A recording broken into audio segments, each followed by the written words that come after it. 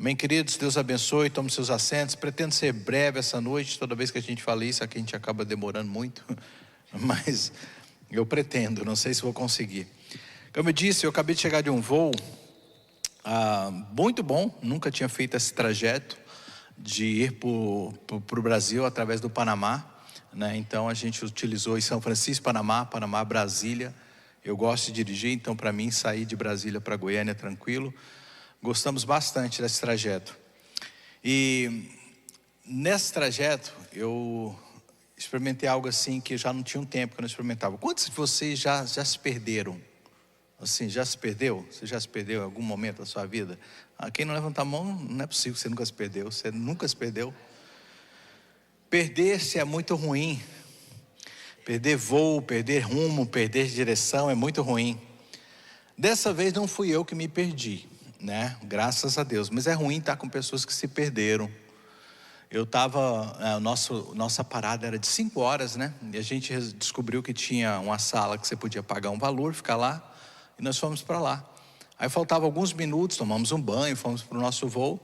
Eu descobri que era bem longinho, embora é um aeroporto aparentemente pequeno, comparado com os grandes aeroportos que tem nesse país. Mas eu pensei que era ali onde eu estava, onde eu havia chegado, que ia ser meu embarque. E aí quando eu descobri, era no outro terminal. Só tem 2 terminais no Panamá. E a gente falou assim, olha, vamos. E eu comecei a andar bem rápido com a Anabel na frente. E aí, não, com a Estela ou com a Anabel? Canabel, né? E a Cris e Estela juntas. Aí você imagina, Cris e Estela juntas. E eu comecei a olhar para trás e vendo que elas estão vindo e tentando chegar mais cedo para dizer assim, olha, nós estamos chegando, né? Porque eu vi que estava embarcando já, porque eu recebo no aplicativo. E eu olhava para trás, lá está elas, lá está elas. Eu olhava, lá está elas. E a gente começou a andar, eu e a Estela bem rápido. De repente, a gente chega lá e realmente estava embarcando, já era o nosso número. Eu olho para trás, cadê as duas?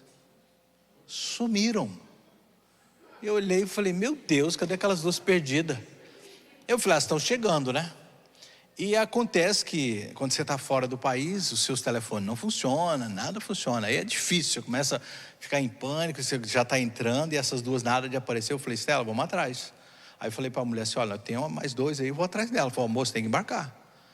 Aí eu falei assim, mas elas estão perdidas no aeroporto desse tamanho. Eu não sei como, mas estavam perdidas.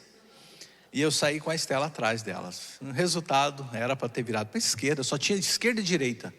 Elas conseguiram virar para a direita e voltar para o mesmo lugar que a gente estava. Eu não sei como que elas conseguiram. Resultado, a gente entrou no avião, meio ali correndo. Todo o descanso que tínhamos tido, banho, já foi embora. A gente já estava suado, cansado. Eu olhei para ela, obrigado, viu, pelo descanso que você me deu.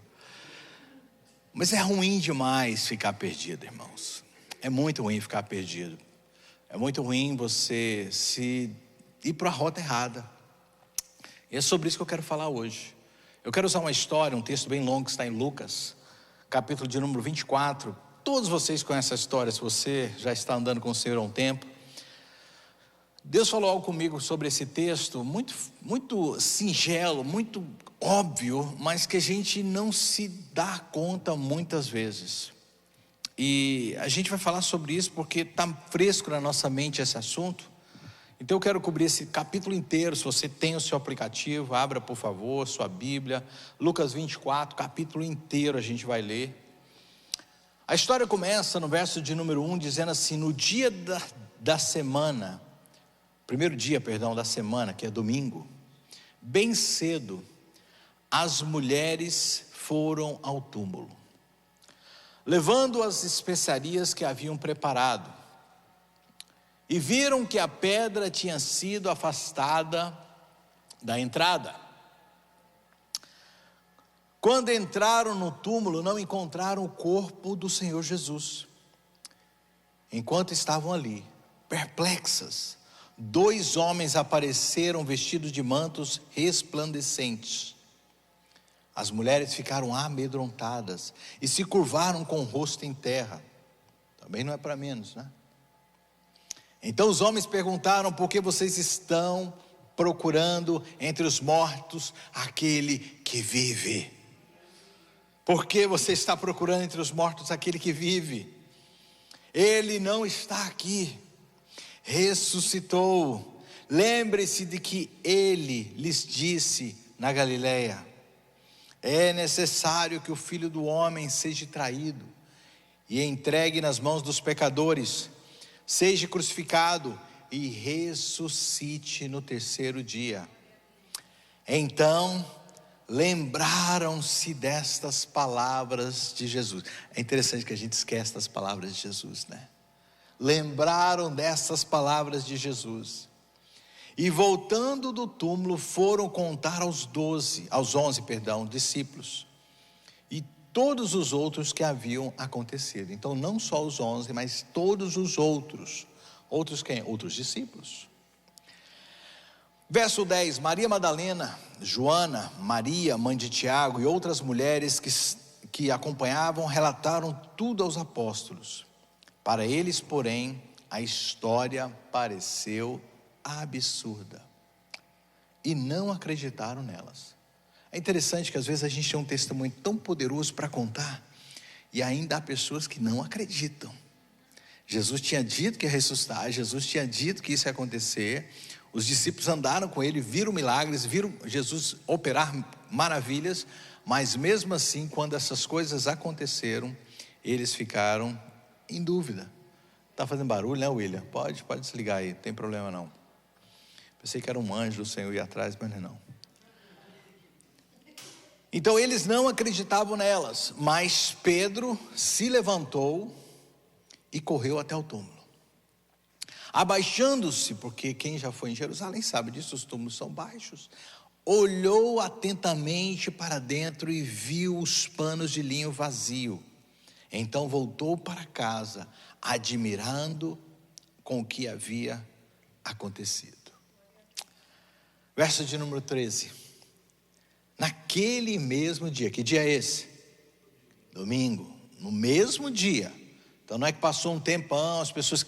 No mesmo dia, 2 dos seguidores de Jesus, 2 discípulos. Seguidor é discípulo, amém? Você é seguidor de Jesus? Você é discípulo. 2 dos discípulos de Jesus caminhavam para o povoado de Emaús, a 11 quilômetros de Jerusalém. No caminho, falavam a respeito de tudo o que havia acontecido, ou seja, eles sabiam do que havia acontecido. O testemunho das mulheres chegaram até eles. Eles se deram conta de que Jesus tinha ressuscitado. Enquanto eles estavam conversando e discutindo, o próprio Jesus se aproximou e começou a andar com eles. Ah, como eu queria estar nesse dia. Os olhos deles, porém, estavam como que impedidos de reconhecê-lo. E a pergunta é, por que eles não reconheceram Jesus? Porque havia dúvida no coração deles. Jesus, porém, lhe perguntou, sobre o que tanto debatem enquanto caminham? Já viu aquelas pessoas que caminham conversando muito? Parece que está brigando. Eles acham que estava assim, né? Não acho que foi. O outro, eu acho que foi. Não, essas mulheres devem ter bebido. A outra está querendo aparecer. Não, eles estão inventando essa história. Não é possível, essas coisas não acontecem. E Jesus, curioso, perguntou, e aí, o que vocês estão conversando? Eles pararam. Eu quero que você visualize a cena. A boa mensagem, quando você lê no texto, é você tentar visualizar o melhor possível. Eles pararam com o rosto entristecido. É mais ou menos assim, queridos, ó. Falando, e o que vocês estão falando? O que aconteceu? De que você está falando? Só você? Como assim? Então eles, um deles chamado Cleópatas, respondeu, você deve ser a única pessoa em Jerusalém que não sabe das coisas que aconteceu lá nos últimos dias. Porque o evento da morte, e até então ninguém sabia da ressurreição de Jesus, foi algo muito, muito forte. A cidade estava repleta de pessoas. A cidade estava abarrotada de pessoas porque era a Páscoa. Haviam judeus de todas as províncias em Jerusalém. A cidade estava movimentada quando, finalmente, Pilatos decide crucificar Jesus. E faz daquilo um show para poder chamar a atenção daqueles que estavam ali. Olha, não ousem mais levantar uma outra religião, ou dizer que alguém é rei, porque é isso que acontece com eles. Ele aproveitou a oportunidade. Então, era notório que havia acontecido algo muito grande em Jerusalém. Então, por isso eles falam: você é o único, de onde é que você veio? Você caiu do céu? Jesus, eu gosto do senso de humor. Quem acha que Jesus é um cara, sabe, sério, não lê a Bíblia, não é, William? Tem gente que acha que Jesus era um cara caretão. Jesus era um barato, gente.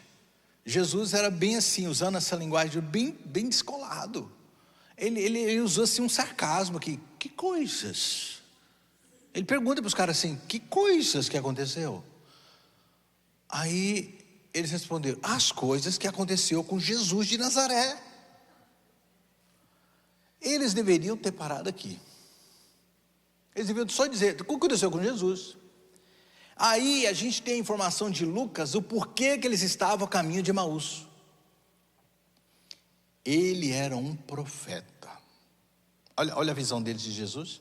Ele era um profeta de palavras e ações poderosas aos olhos de Deus e de todo o povo. Eles tinham uma visão equivocada de quem Jesus era. Há muitas pessoas seguindo Jesus e estão perdidas porque não sabem quem Jesus é. Seguem Jesus, são chamadas discípulas de Jesus, mas ainda estão perdidas, ainda não o conhecem. E aqui então, eu acho que não é por acaso que essa história está aqui. É para nos lembrar que nem todos conhecem Jesus. São seguidores? Sim ou não? Sim. São discípulos? Sim ou não? Mas ainda não conhecem. Estão no processo de conhecer Jesus. Tem muita gente assim nas igrejas, que ainda não conhece Jesus.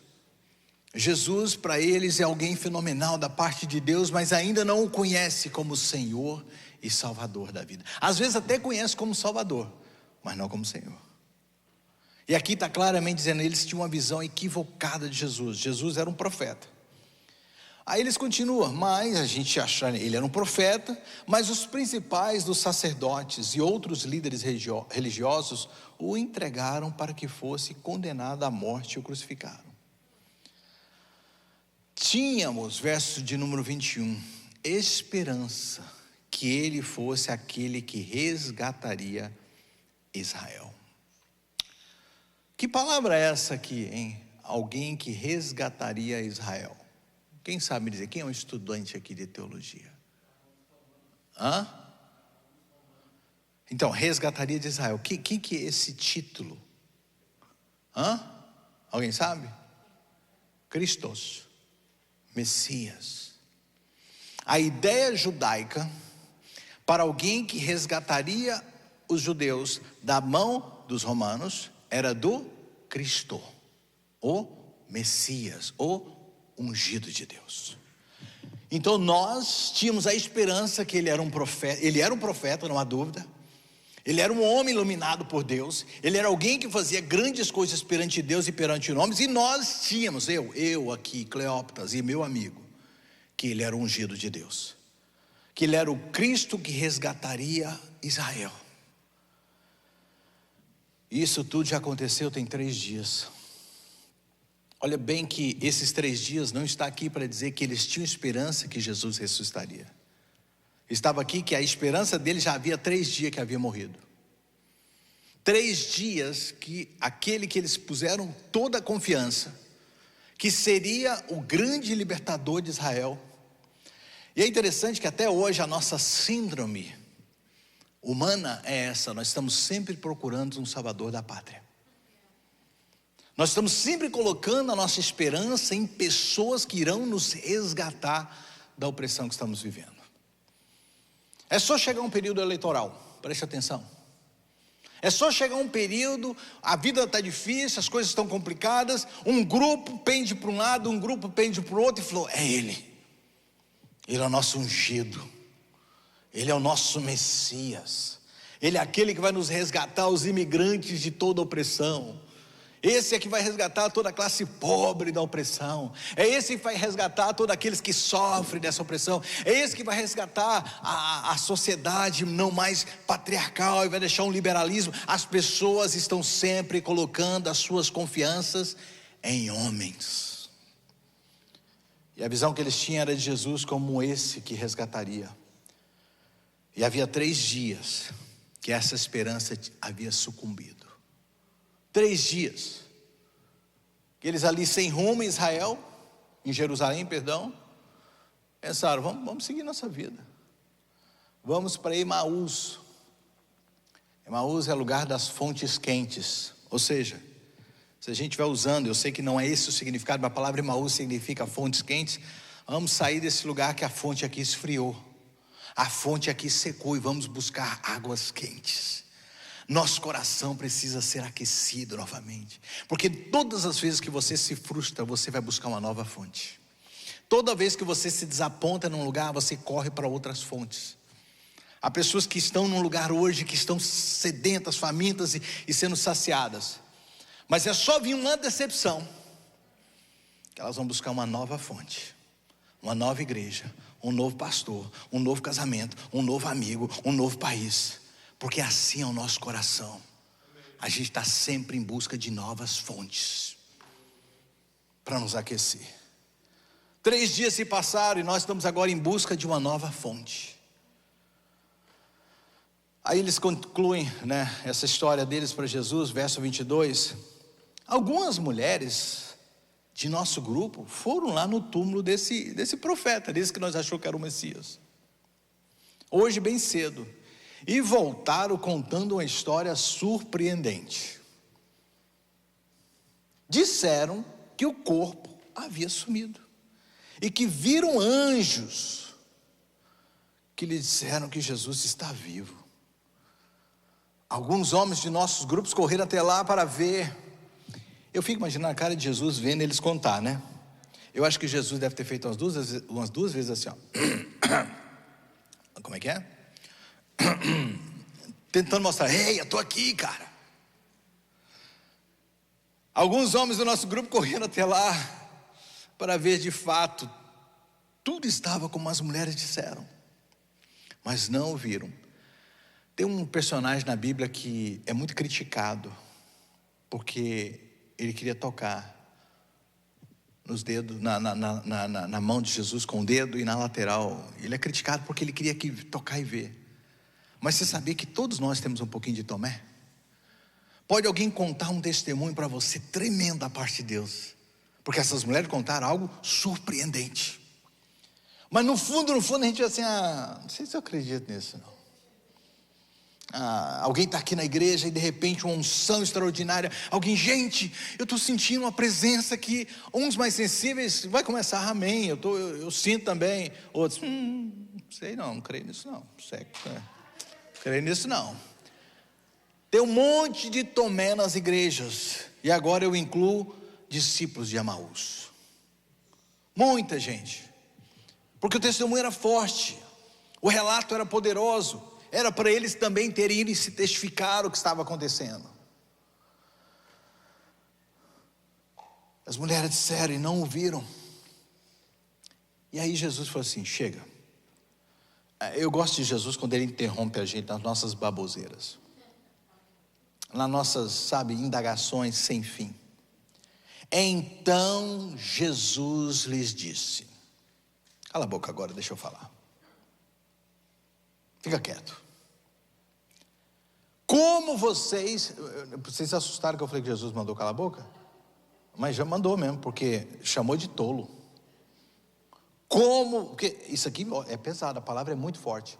Como vocês são tolos. Tolos. Porque quando a gente não leva em consideração o testemunho de quem Cristo é, a gente está sendo tolo. Como vocês são tolos.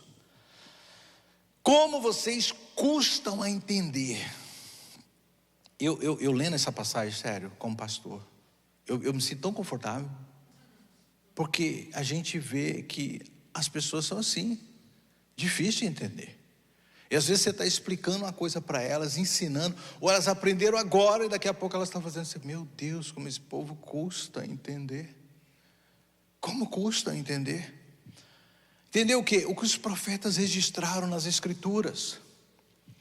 Não perceberam que era necessário que o Cristo sofresse essas coisas antes de entrar em sua glória?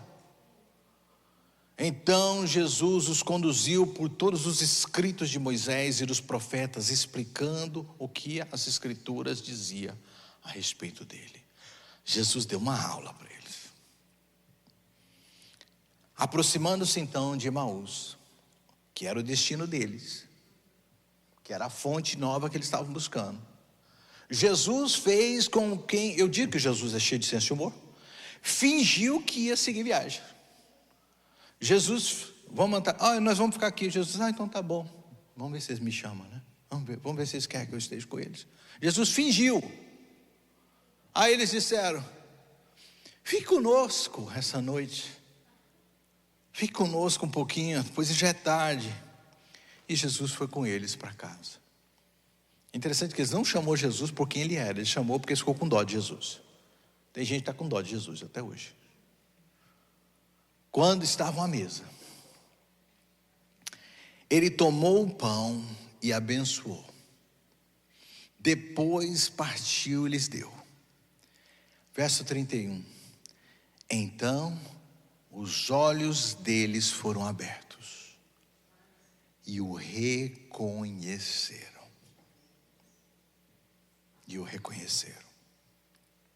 Neste momento ele desapareceu, porque Jesus tinha um porquê para estar ali. Ele queria ensinar algo para esses discípulos, mas queria ensinar algo para nós. Então eles disseram um ao outro: não ardia o nosso coração quando ele falava conosco, no caminho nos explicava as Escrituras? Eu vou falar sobre isso. Não nos ardia o coração? E na mesma hora levantaram-se e voltaram para Jerusalém. Ali encontraram os 11, estou insistindo com 12, é 11, o outro já tinha desviado. E os outros que estavam ali reunindo com eles, eles disseram: é verdade que o Senhor ressuscitou. Ele apareceu a Pedro. Como eu disse, Jesus havia crucificado, e eu quero ser bem rápido agora na minha meditação para essa noite, porque o texto foi longo. Terceiro dia já havia passado, Jesus havia ressuscitado. Chegaram essas mulheres lá, viram tudo isso, trouxeram a notícia. Muitos creram, muitos tinham dúvida.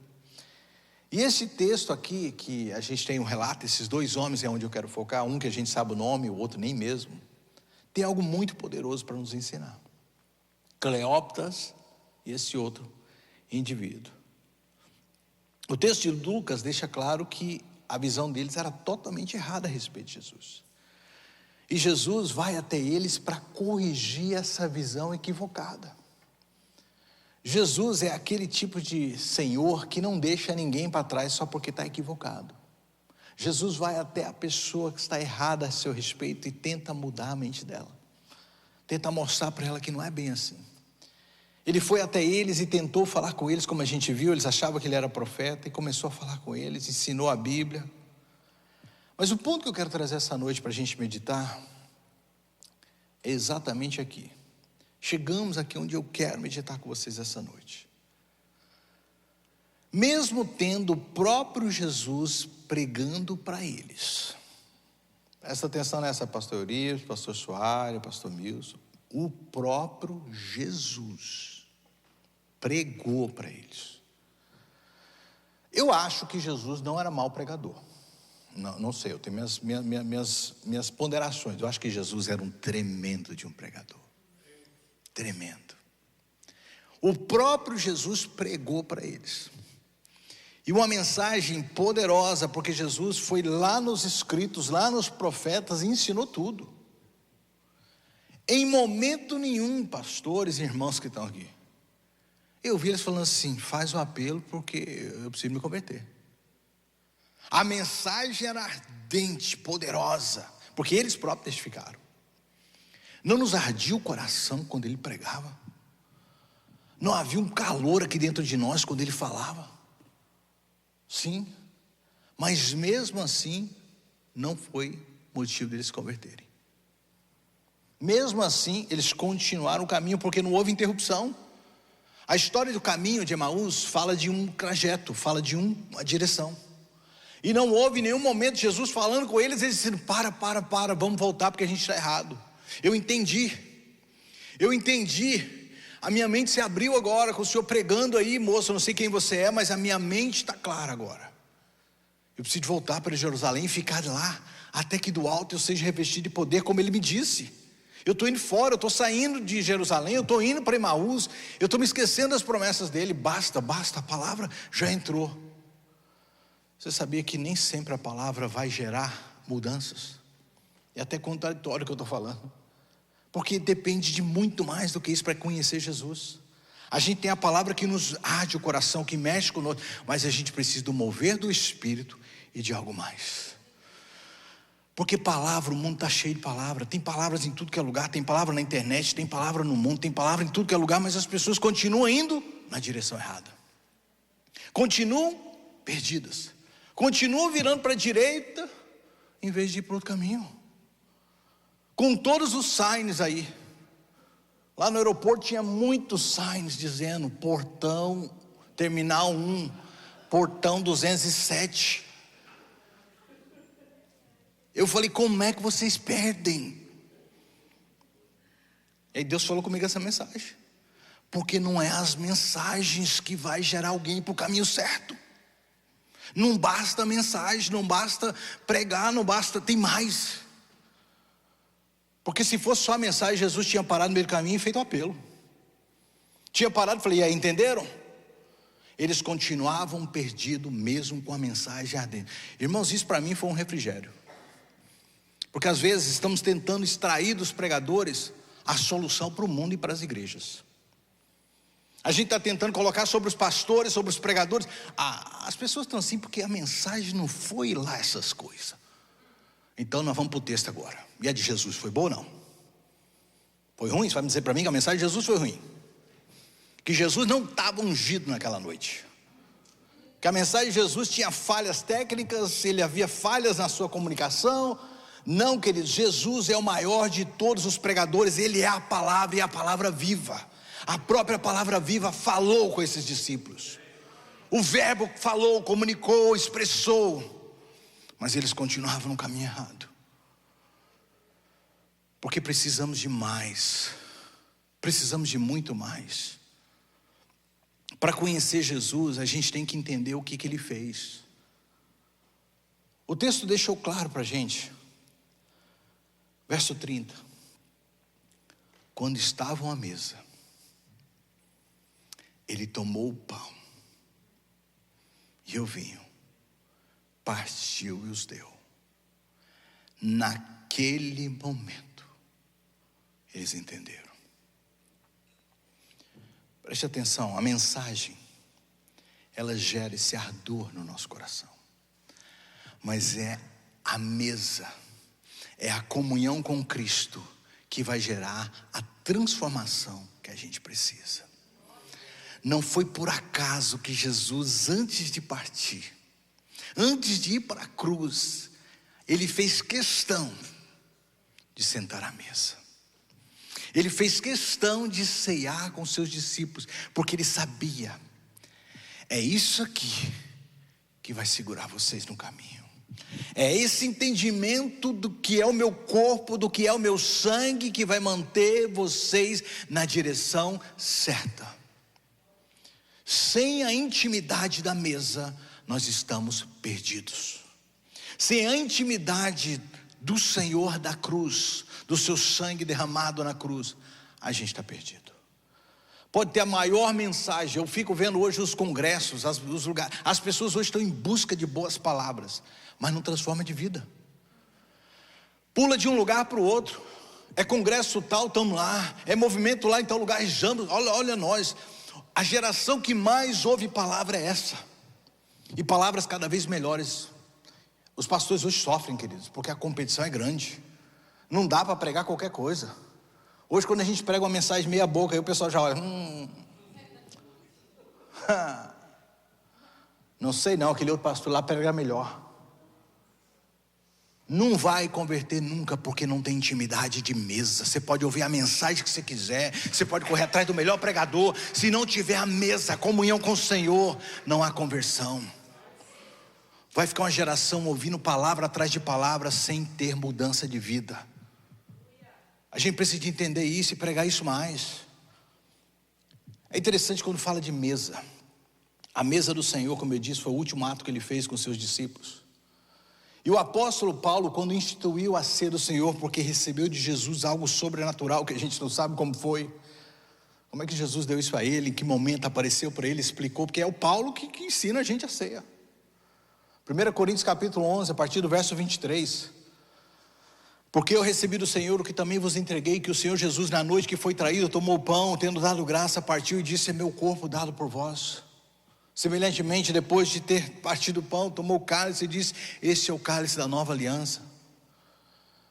Mas aí Paulo fala algo que se encaixa perfeitamente para o nosso entendimento, porque o que é fácil hoje a gente dizer é a gente terceirizar nosso caminho com Deus. A gente põe culpa no pregador, põe culpa na igreja, põe culpa. Mas deixa eu dizer algo para você. O caminho certo que a gente vai tomar é algo individual e algo íntimo. E ninguém pode fazer por você. Não pode fazer. Você já foi em alguma festa de casamento, de aniversário, qualquer lugar assim que tem mesas preparadas, postas com o seu nome? Alguém já foi? O seu lugar está lá guardado. A mesa está reservada para quem? Para você. Não tem jeito para um dublê, vai lá, manda um dublê, vai lá ele lá, vai meu lugar. Não, você tem que estar lá. Você tem que sentar aquele lugar é seu. Mesa é lugar que somente você pode cobrir o seu lugar. E o apóstolo Paulo fala sobre isso. Ao instituir a ceia, ele diz: cada um examine-se a si mesmo. Ninguém examina ninguém, é você que examina você. Cada um dará conta de si na mesa. Cada um é responsável por sua vida na mesa. Há uma história em 1 Samuel, capítulo de número 9, verso 1 a 13. 2 Samuel. É a história do rei Davi, quando ele já era rei no 2 Samuel, e ele querendo honrar a memória de Jonatas, seu grande amigo, filho de Saul. Ele faz uma pergunta na mesa do rei, no banquete: há alguém da casa de Saul para que eu possa honrar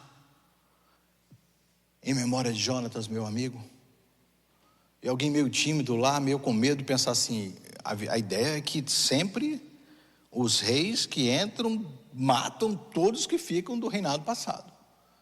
Olha eu sendo responsabilizado pela morte daquele pobre rapaz, que é deficiente físico, porque quando a serva vai fugir com ele, cai com ele, ele é uma criança, ele quebra os pés e tem os pés deformados por toda a vida. Seu nome? Quem sabe o nome bonito, você põe no seu filho aí, ó: Mefibosete. Olha que nome bonito. Vem cá, Mefibosete, meu filho. Olha que lindo. Mefibosete. Aquele servo disse assim: olha, tem um neto de Saul, filho de Jonathan, chamado Mefibosete. Sabe o que Davi fala? Mande-o trazer na mesa, eu quero ele aqui. Tem que ser ele na mesa. A mesa é sua, o lugar é seu. Se você não está distante de ninguém, porque não está com medo, né, de ficar perto de ninguém, mas está aí pertinho, vira para alguém e fala assim: ó, há um lugar para você na mesa do Senhor. Há um lugar para você na mesa do Senhor. E o lugar é só seu, querido. Ninguém senta por você, ninguém te representa na mesa. Tem o seu nome na mesa, e é na mesa que você vai entender quem Ele é na mesa que você vai conhecer o que Ele fez por você, é comendo pão e bebendo vinho, que você vai compreender o seu valor. É lá, não é a mensagem somente, é você entender que a mensagem aponta para a mesa. As igrejas precisam dar valor à mesa do Senhor. O culto mais especial tem que ser o culto da mesa do Senhor. O dia mais ungido da igreja, mais quebrantado, mais tudo, é o dia da mesa do Senhor. Porque é lá que eu mudo de caminho, é lá. Hoje em dia, não sei o que inventaram por aí. Dia do culto, não vou, de ceia, eu não vou não. Minha vida não está muito boa com Jesus. Eu não vou não, sabe, pastor? É assim lá na sua igreja? Não vou não, porque, sabe, andei fazendo as coisas erradas. E eu não vou lá não, porque eu não posso pegar a ceia. Estão a caminho de Emaús sem rumo, porque não entenderam o poder da mesa. É a mesa que te traz de volta para o caminho. É na mesa que as coisas são restauradas. É na mesa que meus olhos são abertos. A gente precisa de ter comunhão na mesa com Ele. Não há nada mais íntimo que Jesus poderia fazer por nós do que dar a si mesmo. Não existe mais poder do que esse que nós temos agora, que é Ele à mesa conosco, nos esperando. É como Davi: não vamos começar enquanto o Mefibosete não chegar. Enquanto ele não se assentar na mesa, não tem banquete. Jesus leva isso tão a sério, que quando ele fez a ceia com os seus discípulos, ele disse: não provarei novamente da vinha, até que todos vocês estejam comigo novamente. E no céu há uma mesa preparada para nós. Há uma mesa te esperando. Porque por que você acha que a gente vai chegar no céu e a primeira coisa que tem lá é o quê? As bodas do Cordeiro na mesa. Porque a mesa é o que une os filhos. É na mesa onde a intimidade acontece. É na mesa onde os relacionamentos são, sabe, findados e alaçados novamente assim. É na mesa. Como é bom sentar à mesa com quem você ama. Como é bom sentar à mesa para comer com quem você tem comunhão. Jesus nos espera à mesa. Essa intimidade é o que o Pai está nos dando por meio do Filho. Vamos ingeri-lo. É isso que Ele quer. Coma o meu pão, coma o meu corpo, beba do meu sangue. Vamos ingeri-lo, envolvê-lo em nossas vidas. Porque você sabia que o cristianismo por muitos anos foi acusado disso? Canibalismo. Esse povo tem um rito lá, meio louco. Eles comem o corpo de Jesus e bebem o seu sangue. Sério, isso por anos fomos acusados disso. Eles achavam que havia um rito que a gente matava pessoas e comia, e bebia sangue. Porque eles não compreenderam o que Jesus disse. E também muitos não compreenderam lá quando Jesus falou em João capítulo 6. Vocês não estão me seguindo porque me querem. Vocês estão me seguindo porque eu dei pão para vocês. Vocês estão me buscando porque eu supri as necessidades de vocês. Mas vocês deveriam comer o pão que desce do céu, beber do seu sangue, beber do meu sangue. Aí ele falou assim: esse cara é maluco, não vou seguir mais não.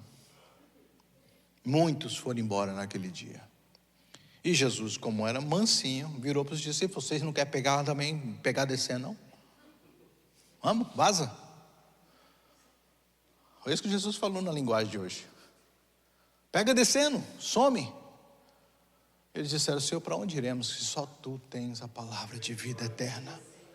Eu entendo, Jesus, que a gente precisa de ter o Senhor em nós. Consumir o pão, beber o vinho é ter Cristo em nós. É absorver de quem Ele é, da sua essência, da sua singularidade santa, para dentro de nós. Participar da ceia não é um rito para a gente limpar, sabe, somente as nossas vestes com o sangue de Jesus. Não, participar da ceia é receber algo que simboliza o seu corpo, para a gente ser mais como Ele é, ter mais dele em nós, ter mais da sua substância em nós, ter mais do seu sangue em nós, que é puro, é santo, é dizer: eu quero ser como Jesus é, eu quero ser santo. Os discípulos a caminho de Emaús, estavam andando com Jesus, mas estavam perdidos. Tem muita gente andando com Jesus, mas está perdida. Esses discípulos estavam ouvindo a melhor mensagem que alguém poderia ouvir, mas mesmo assim continuavam perdidos. Eles estavam presenciando diante deles o maior de todos os milagres, mas mesmo assim estavam perdidos. Foi só quando eles sentaram à mesa e Jesus deu graça e partiu o pão e deu-vos vinho, que os olhos dele foram abertos. Foi só ali que eles entenderam quão carentes eles são de Deus. Eu acho que naquele momento os olhos deles se lembraram do que eles viram há poucos dias, porque aquela cena forte de Jesus na cruz, aquele sangue inocente sendo derramado, mesmo sendo uma cena terrível, não havia o sensibilizado ainda, até que eles compreenderam: foi por causa de mim que ele morreu, foi por causa de mim que ele deu a vida. Foi na mesa, na compreensão do sacrifício de Jesus na cruz, na intimidade da mesa, que eles conseguiram voltar para um lugar que eles nunca deveriam ter saído. Hoje, tem uma semana, nem uma semana que a gente participou da ceia. Mas eu não poderia terminar essa mensagem de hoje sem te convidar para participar da mesa do Senhor. Mas agora é diferente. Eu tenho ali os diáconos. Queria que vocês viessem aqui na frente, diácono. Fica aqui na frente. Pediu Moisés para tocar o piano. Moisés, não leva o copo, por favor, para o teclado. Moisés derrubou o copinho dele no teclado semana passada. Acho que é por isso que Deus mandou: faz outra ceia, que aquela não valeu. Ele derramou o sangue de Jesus, ele ungiu o teclado dele. Eu queria que um ficasse de um lado do outro. Como eu disse, eu tenho uma mensagem que eu não queria nem ter sido tão longo, mas eu quero ser bem claro hoje. A gente tem tantas mensagens que tem nos trazido um ardor no coração. Tem ardido em nossos corações mensagem, e glória a Deus pelas mensagens pregadas. Mas tem algo que só você vai poder fazer por você mesmo, para que você nunca perca o caminho. É ter a intimidade na mesa com o Senhor. Eu posso pegar a melhor mensagem, o pastor pode subir aqui e se espremer. Se a tua intimidade com Ele não estiver ali, só vai trazer calor no coração. Mas quando você estiver na intimidade da mesa, nem mesmo a mensagem precisa ser a mais ungida. Você nunca deixa o caminho. Nunca. Então hoje eu quero te convidar. Você está pronto a se encontrar na intimidade com o Senhor? Se sim, venha pegar o seu elemento aqui. Me espera aqui na frente, nem volta para o seu lugar. Vamos fazer uma grande mesa aqui na frente. E vamos participar dessa ceia hoje. Como quem não quer mais sair do caminho. Como alguém que não quer mais deixar a nossa Jerusalém. Como quem alguém que pode oferecer qualquer outra fonte quente. Você nunca mais vai sair do caminho. A mesa, faz um grande círculo aqui na frente. Eu vou descer aí para estar com vocês. O apóstolo Paulo diz: cada um examine, pois, a si mesmo e coma desse pão. Se você não esteve aqui domingo, foi ceia, que maravilha que Deus preparou para você. Uma ceia extra. Não é sexta-feira santa. É uma sexta que Jesus mandou falar: chama o meu povo para estar à mesa. Eles precisam sentar à mesa comigo. Eles precisam de compreender o poder da mesa, o poder da intimidade. Eu queria que você fechasse os seus olhos e pensasse no que Jesus fez por você. E tente trazer vida, sabe? Vivificar essa cena o mais forte possível. Do sacrifício de Jesus na cruz por você. Deixe isso entrar no seu ser de uma maneira que você entenda. Porque é isso que vai te segurar no caminho. É isso que vai te fortalecer nos dias difíceis. Quando você estiver desapontado, como aqueles discípulos estavam. Quando você estiver desencorajado porque os seus sonhos não foram como você gostaria, quando alguém te desapontar na fé, como eles foram desapontados na fé, quando eles ficaram ali, sabe, totalmente desencorajados do que fazer, vai ter momentos assim. É a memória da mesa que vai te segurar. É por isso que Jesus diz: fazei isso em memória de mim. Foi por isso que ele diz: participe dessa, quantas vezes vocês precisarem, participe, lembrando o que eu fiz por vocês, para que vocês não percam o caminho. Jesus, eu quero te dar graças pela salvação que temos da cruz, por nos chamar a estar à mesa como filhos que fomos resgatados. Nós fomos chamados, estávamos, Senhor, com os nossos pés quebrados, nós estávamos, ó Deus, fugindo pelas nossas vidas, porque tínhamos um inimigo que queria nos matar, mas o Senhor, pela tua graça e misericórdia, colocou um nome na mesa e disse: eu estou esperando vocês. Eu quero vocês à mesa comigo, e eu não vou comer até que vocês sentem-se à mesa. A mesa fala de comunhão, a mesa fala de restauração, a mesa fala de perdão, a mesa fala de sacrifício, a mesa fala de intimidade.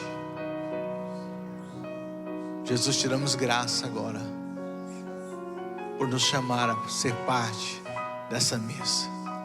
Comamos todos juntos.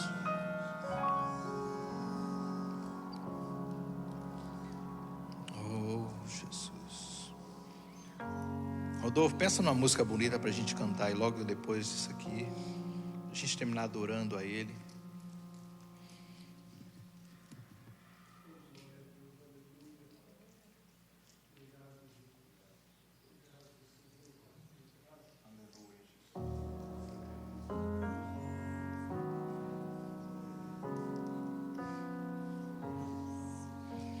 Eu queria que você olhasse para esse copo com esse pouco suco de uva e pensasse no sangue de Jesus. Foi por você, foi por sua vida. Sabe, às vezes o inimigo tenta colocar que você não tem valor, que você não é especial, que as suas falhas te desagradam a Deus e que você está distante, mas o sangue de Jesus nos lembra o seu real valor. O apóstolo Paulo diz que nós não fomos comprados com prata e ouro, mas pelo precioso sangue de Jesus. Querido, se você deixar isso ficar marcado no teu coração, você nunca vai ter essas indagações de quem você é, da sua identidade, do seu real valor, do amor de Deus por você. Você vai poder enfrentar o que for, você vai enfrentar a maior de todas as lutas e vai dizer: Jesus não me abandonou, Jesus está comigo. Pode vir enfermidade, pode vir perdas, pode vir, sabe, tudo. Você vai dizer: Jesus, eu sei que o Senhor está aqui, o Senhor me comprou e eu pertenço a Ti. Obrigado, Jesus. Eu não merecia tamanho amor, eu não merecia tamanha graça, mas o Senhor nos comprou. Te damos graças, Senhor Jesus. Obrigado. Tomemos todos juntos.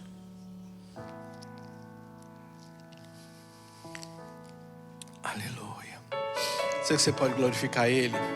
Você pode levantar sua mão e glorificar Ele. Você pode dar graças a Deus pela tua salvação. Será que você pode dar graças a Deus porque Jesus te apareceu?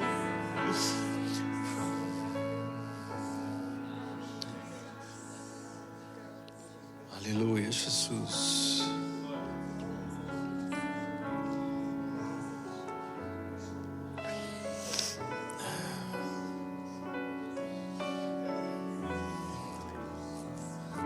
Aleluia, Jesus. Aleluia, Jesus. Aleluia, Jesus.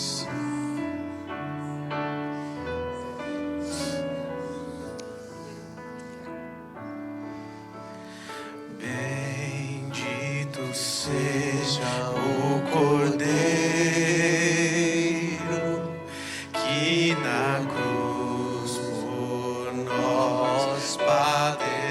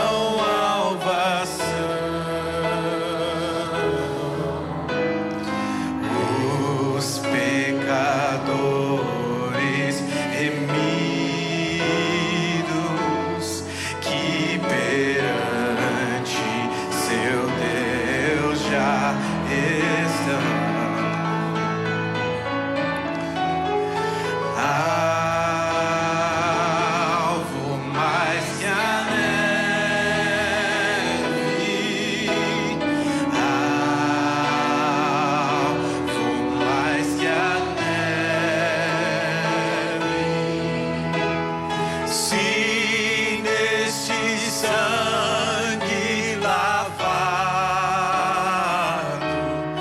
mais alvo que a neve serei. E te confessarmos e seguirmos na tua luz. Tu não somente perdoas, purificas também, ó Jesus. Sim, e de todo pecado, que maravilha, maravilha de amor. Pois que mais alvo que a neve, o teu sangue nos torna, Senhor.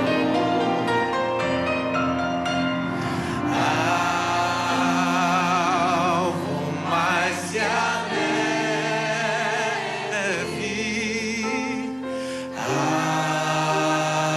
alvo mais que a neve. Se neste sangue lavado,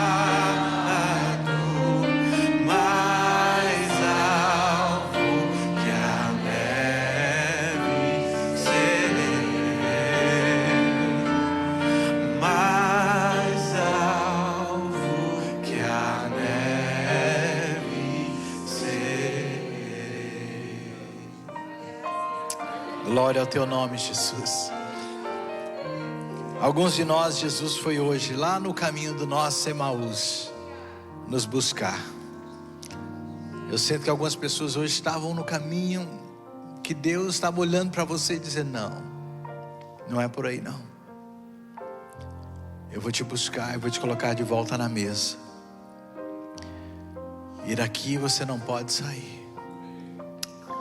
Daqui você não pode deixar o seu lugar. É o seu lugar. E nós te louvamos por isso, Jesus. Que a graça do nosso Senhor Jesus Cristo, o amor de Deus e a comunhão do Espírito Santo que está na mesa esteja com todos vocês. Deus abençoe. Vejo vocês domingo, em nome de Jesus. Aleluia.